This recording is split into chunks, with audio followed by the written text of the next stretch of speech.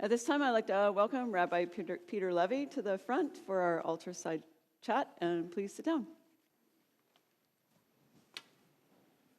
Welcome, Peter. Well, it's a delight to be back here with you all. No, it's been a long time. It has been a while. Well, thank God we are gone from pandemic to epidemic. So, it enables us to do a lot more. Right. Well, I wanted to invite you here today, and it's very timely with everything going on, especially, not to mention name, but Kanye West, Ye, I guess, is now. And actual stirring up of our society of so much hate and violence with even Paul Pelosi. So I thought I would just invite you to talk about the core values. You're the head of the Anti-Defamation League in Orange County, and kind of what you're seeing out there and your values at the Anti-Defamation League. So for those who don't know, the Anti-Defamation League, or ADL, we're a century-old anti-hate organization that our mission has not changed since its formation in 1913, which was to stop the defamation of the Jewish people and to fight for fair and just treatment to all. And that's not a dual mission, that's one mission. You can't fight against hate against one marginalized group without fighting against the hate of all marginalized groups. They really sink and swim together. And what we particularly see in the world today is that much of the actual racism and xenophobia is actually founded upon anti-Semitic conspiracy theories, right? And this is what Ye, or Kanye, better known as Kanye West, was subscribed to and talking a lot, is about these conspiracy theories about how the Jews are responsible for controlling government, policy, the media, the music industry. So Kanye was sort of spreading this notion how the Jews are really the problem, and then also rejecting Jewish identity by saying that actually black folks are the real Jews, and that somehow the Jewish people that we see today are the imposters. Part of what we notice about that is when we talk about anti-Semitism, Jew hatred, it's not religious bigotry the way it shows up in the world today, right? For much of Jewish history, right, and we don't have to go into the history of Jewish-Christian relations in Europe, but for much of that history, it was anti-religious bigotry. But certainly coming out of the 1800s with eugenics, right, the Jews were racialized. And much of the anti-Semitism or the Jew hatred we experienced was no longer about the way the Jews prayed or what they believed. In fact, if a Jew converted to be a sincere Christian, right, they were still persecuted. What we look at actually, just this week, we remembered the 4th-year anniversary of the deadliest Jew hatred killing in the United States history. Right. It was 4 years ago at the Tree of Life Synagogue in Pittsburgh, when on a Saturday morning on the Sabbath day with Jews at prayer, a gunman went in and murdered 11 people while worshiping. He went to a synagogue because that's a container to find Jews. He had no issue with their theology or how they prayed or what they believed. We know this because he talked about it online in social media ad nauseum. And what his concern was that the Jewish people were behind immigration policy that was responsible for what we often call the browning of America, right? Bringing in non-white people to throw white Christians off their privileged status in this country. And so he blamed the Jews for what was happening at the south of the border, for the immigration policy, for the increased diversity. He subscribed to ideas that diversity is genocide, that there is a white genocide, and it is active and happening now, and he has to do something about it. And he actually posted on social media that morning that he's sick and tired of this, particularly because the national Jewish community was having a special Sabbath celebration all around the country about refugees. And there was this idea, because there's an organization that's also really old, goes back to like the 20s and 30s, called the Hebrew Immigrant Aid Society, also known by its acronym HIAS. When, 100 years ago, they were trying to help settle Jews fleeing persecution, to settle in the United States and advocating for them. Today, it's a bunch of Jews trying to help settle other peoples who are being persecuted around the world to settle in the U.S., right? There is no Jewish refugee problem. There are no Jewish refugees in the world, not even from Ukraine, right? There are because there's this modern state of Israel, which brings them in. Right.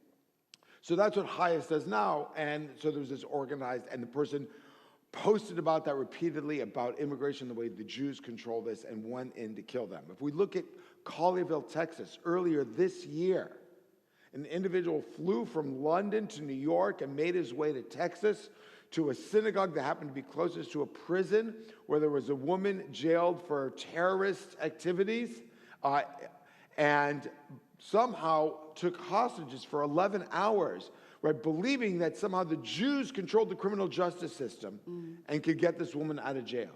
Once again, it is no longer anti-religious bigotry.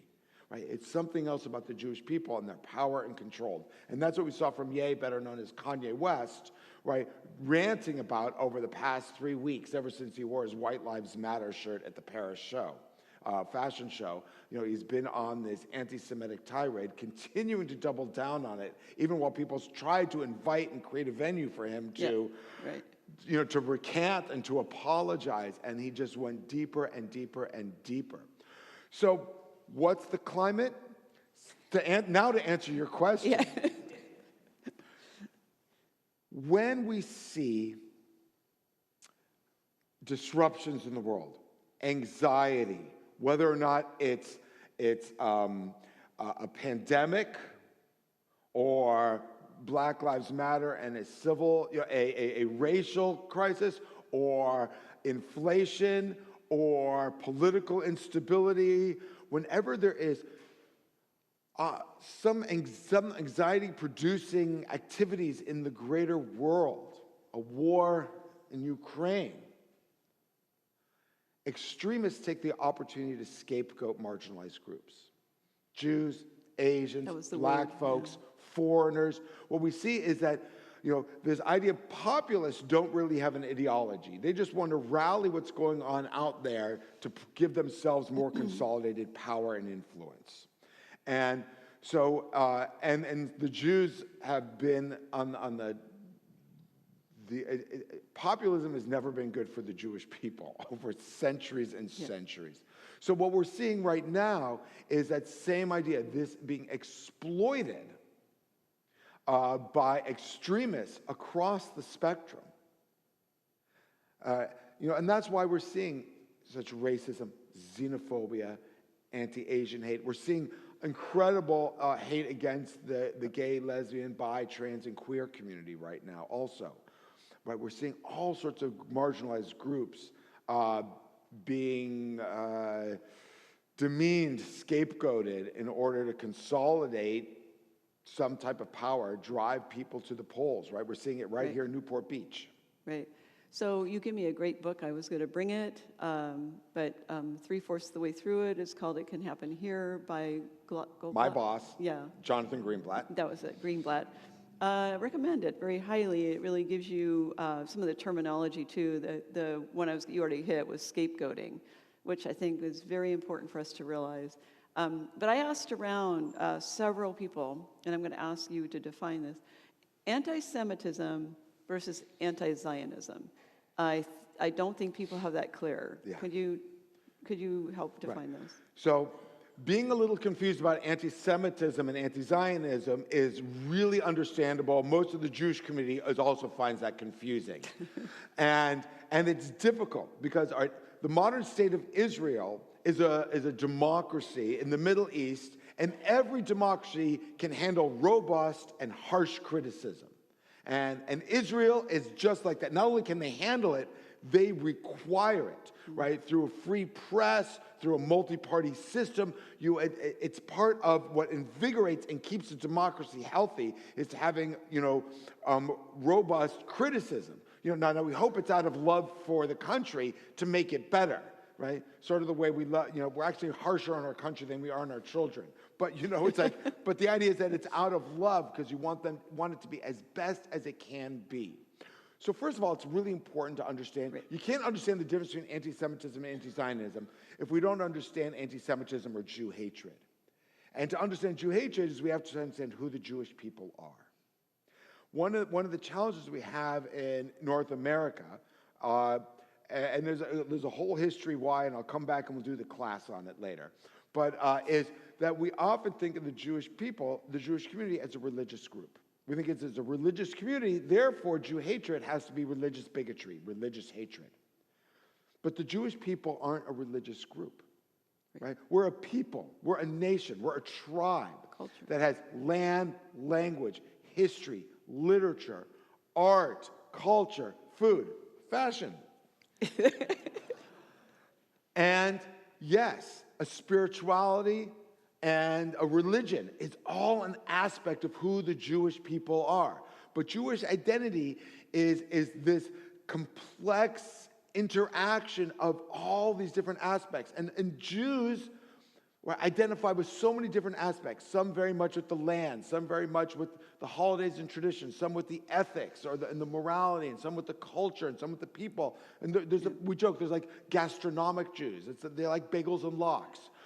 So there's all sorts of notions about Jewish identity, right? Originally we talked about my preaching here. Right. So to put on my preacher hat, right, because I'm a rabbi, so I do some preaching, but I run an anti-hate organization locally, so I do some teaching. But if I put on my preaching hat briefly, I would teach about Jonah, right? The great the only successful Hebrew prophet. No one listened to Habakkuk. No. Lovely message, but Habakkuk failed. I mean, all the prophets failed except for Jonah. Jonah was the only one that people actually changed their ways and followed God. But Jonah didn't want that job and ran away, right? I'm guessing you're all familiar with the story. Ran away, ended up on a boat. They threw him overboard, ended up getting swallowed by the fish, the whale, whatever it was, before going to prophesy to the people of Nineveh.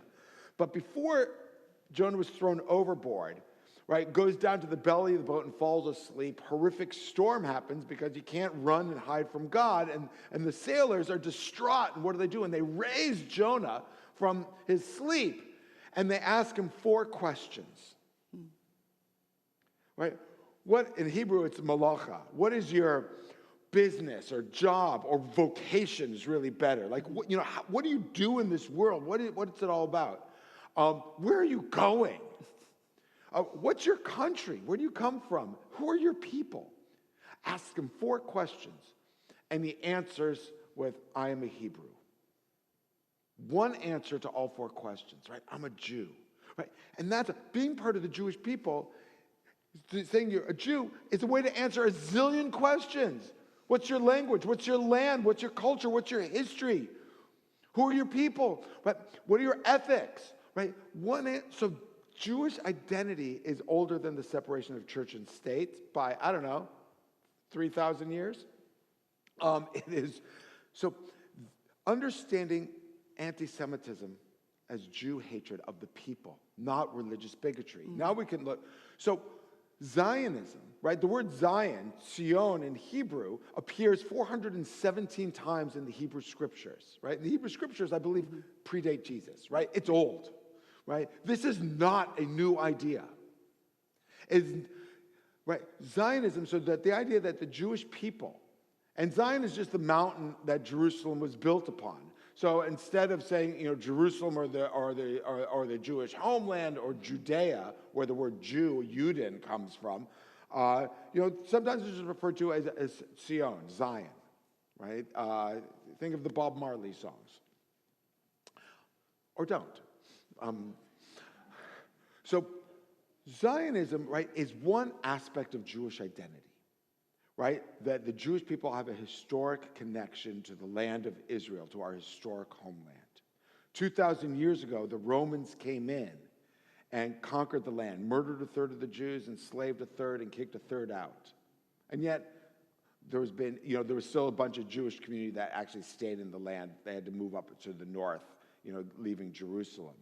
Right? The Romans created the first refugee situation where the Jewish people were estranged from their own homeland and spent the next 2,000 years living in someone else's land, someone else's country, where they weren't citizens and didn't have rights until the United States.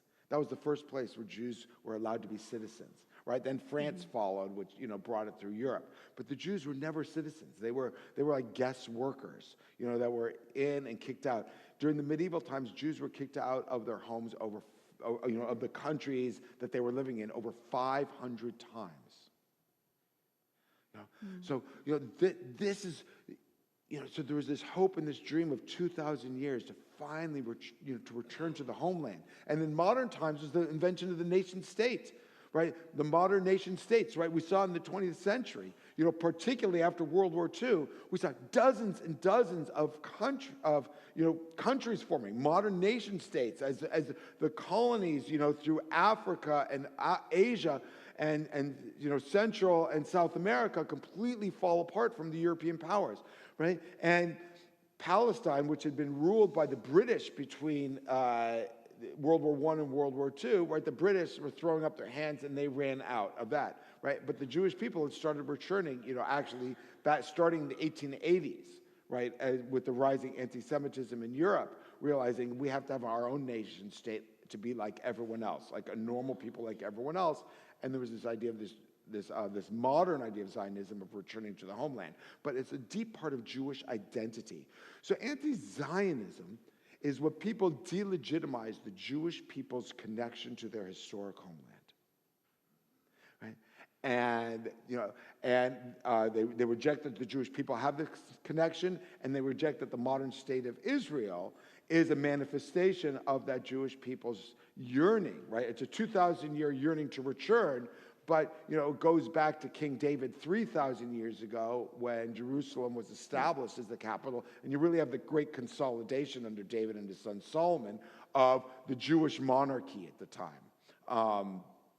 When that really becomes the Jewish homeland. So anti-Zionism attacks that aspect of Jewish identity. And let me tell you how important that aspect of Jewish identity is, right? In a Pew survey a year ago, 90% of the Jewish people said that Israel is a positive and significant part of their Jewish identity. Now, the same survey asked how many people celebrate Passover, right, which is the most celebrated Jewish holy day. Only 70% of the Jews celebrate the most celebrated Jewish holiday, but 90% say that Israel is a positive part of their Jewish identities. So Israel is the most binding part of Jewish identity for world Jewry today. And there's only something like, 14, 15 million of us. Kanye has more than twice as many followers on social media than there are Jews. We cannot fight anti-Semitism on our own, right? We need our partnership here. That's a long answer, but I think I answered 7 of your Reverend's questions. If you don't mind going a little longer, you, yes. Speaking of Passover, have committed to being with us during our Holy Week. Yes, I'm committed, apparently. To hosting a Passover with us. So that'll be fun. It'll be a Tuesday night, not a Thursday, but yeah. We're trying to work that out. But Peter's sort of committed. I have it on my calendar. So we've talked dates, so we're figuring it out. But we will definitely have a Passover. He said he would get together. You up dancing, and I'm like, oh, good luck with that. But so let me tell you. So first of all, I grew up as Jewish parents and a Jewish family, but completely secular. I never went to a synagogue as a kid growing up. I did not go to Hebrew school or a religious school. I wasn't called to the Torah as a bar mitzvah, if you've been to bar mitzvahs, until I was in my mid-20s. But I did go to an Episcopal high school. All right. I'm a graduate of Episcopal high school. I have deep memories of Father Adams or Father Gill, every assembly getting up afterwards and say, going forth to love and serve the Lord. And we would all get up and scream, thanks be to God. Which I see we're going to get the chance to do that here. Yes, yeah. But your opening melody that came down. Right. We tried. God has spoken to the people. God has spoken words of wisdom, right? I'm like, that tune is sung in every synagogue. Right. we do it to the Hebrew, but it's very much the same, and either we're borrowing from, someone's borrowing from someone else, or it's stolen from some great medieval musician who did the music, and, the church and the Jewish community, each took it and but our words are very much the same, right? The Jewish words to that melody are, Yisrael, ve'oraita chadhu. It's actually Aramaic, right? Because the Jews back in Jesus' time spoke Aramaic. So it says, Yisrael, which Israel means the Jewish people, right? It's only since 1947 that it referred to a state, a country.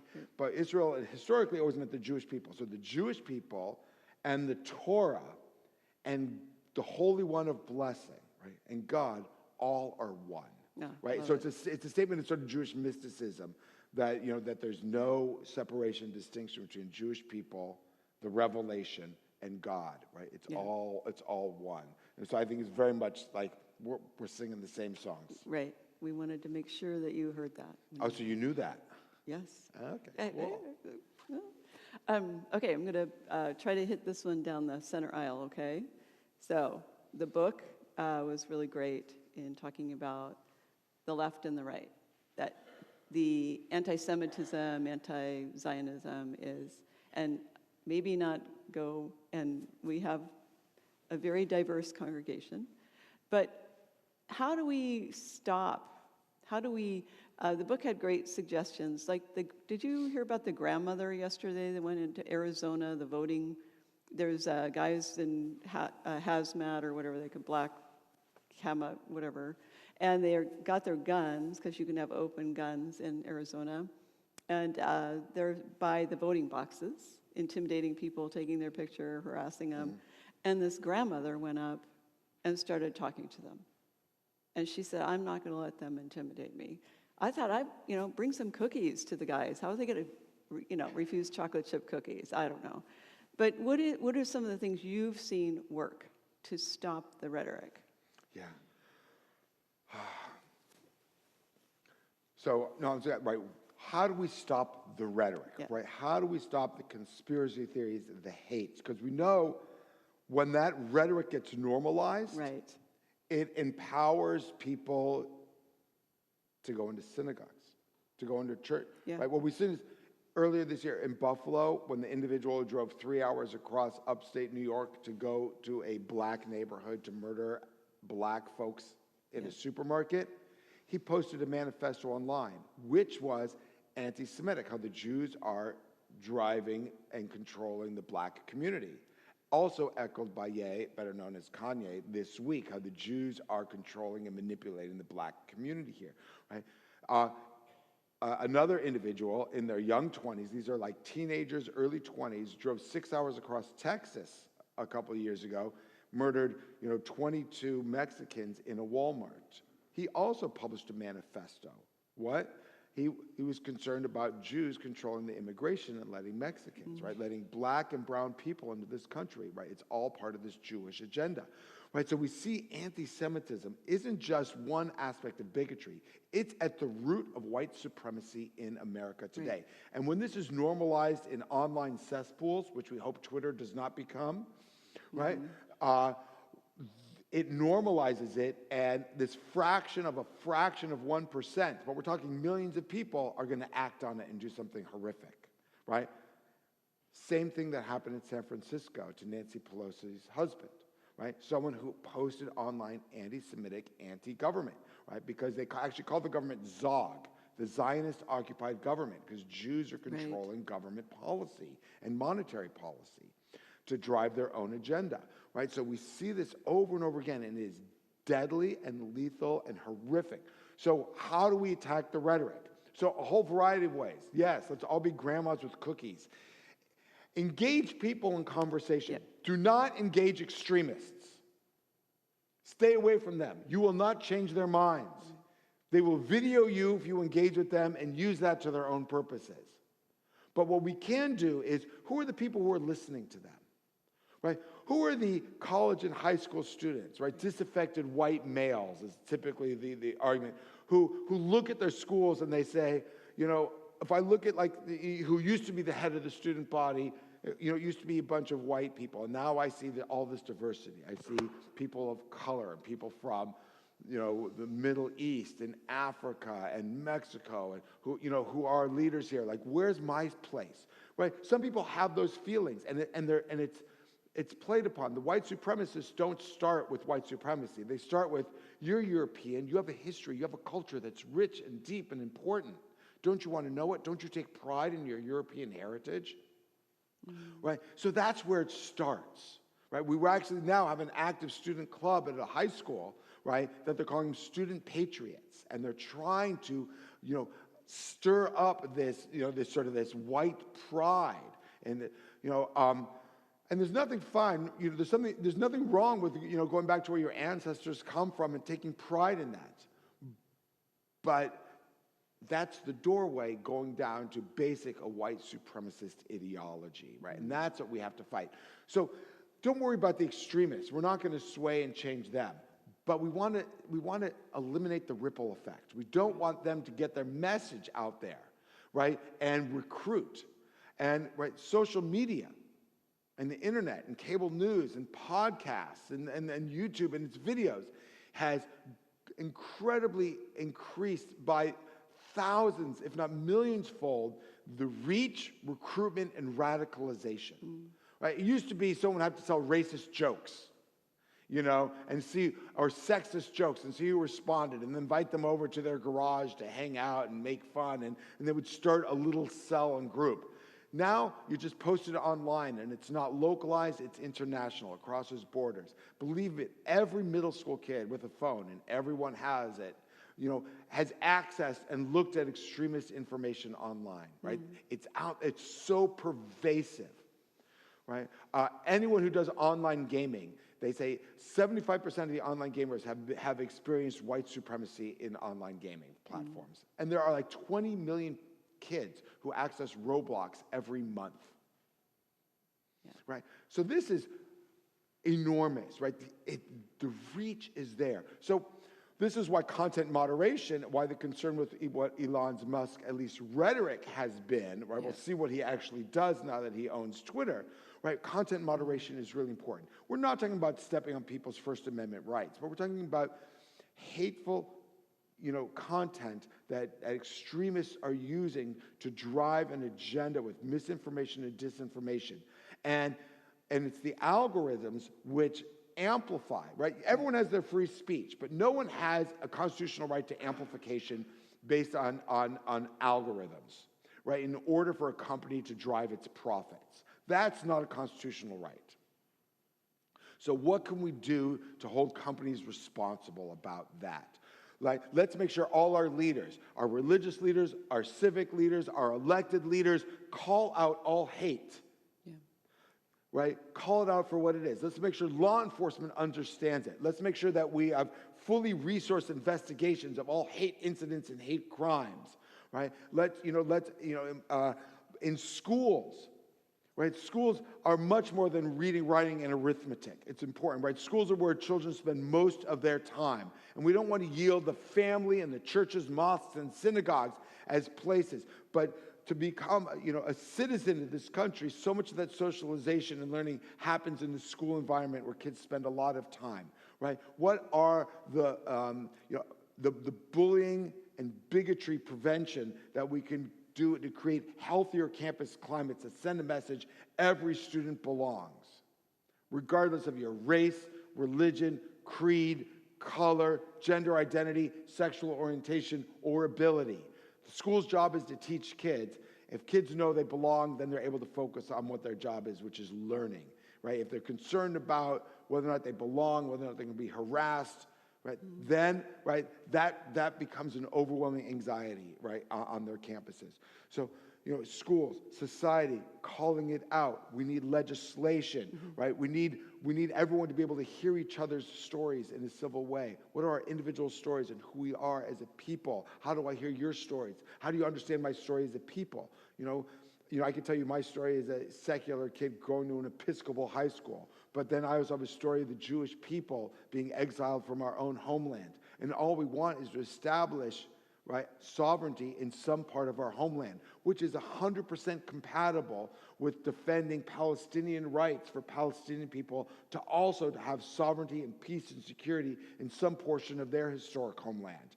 And yes, those homelands overlap, so it's going to take some work and negotiation for two people to be able to coexist under safety and security, each with sovereignty, each with rights in their own lands. So, and robust criticism of Israel is not a problem, but hopefully it's out of love, but not to delegitimize it as a legitimate country and an expression of the Jewish people. And that's what's under attack in social justice circles, in society, on college campuses, and even in fringes of the Democratic Party right now, right? So now here's the interesting, it's not a spectrum. It's actually more, the fringes meet. Because you have fringes on the right and the left say that the Jews hold too much power and are controlling policy. Some will say they're controlling policy to be supportive of Israel. That's the way the left spins it. On the right spins it, the Jews have too much power and they're controlling the banks, the media, Hollywood, and the government to drive their own agenda. So they actually subscribe to the same anti-Semitic myth, which has been around since the early church fathers, but that's a whole other story. But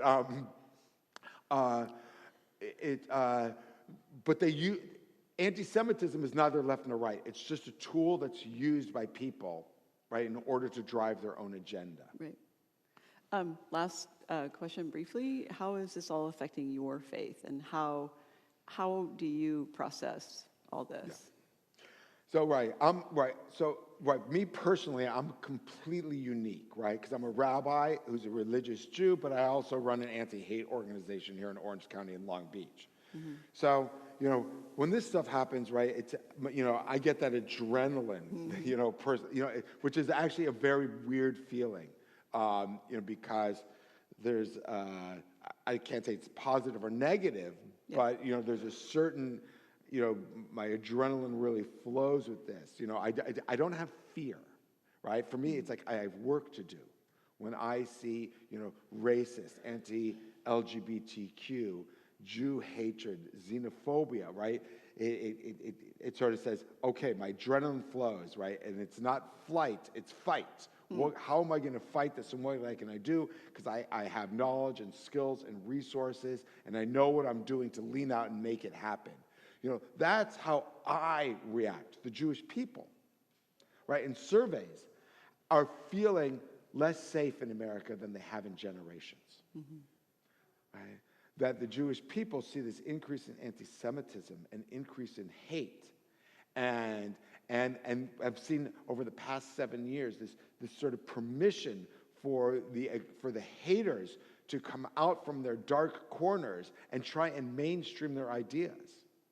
And with this attempt, right, is making not just the Jewish people, but all marginalized groups, people who've been told you don't belong here and pushed to the edges, all of them are feeling more vulnerable. You know what's not normal? If you were at a synagogue yesterday, anywhere, you would have walked by an armed guard.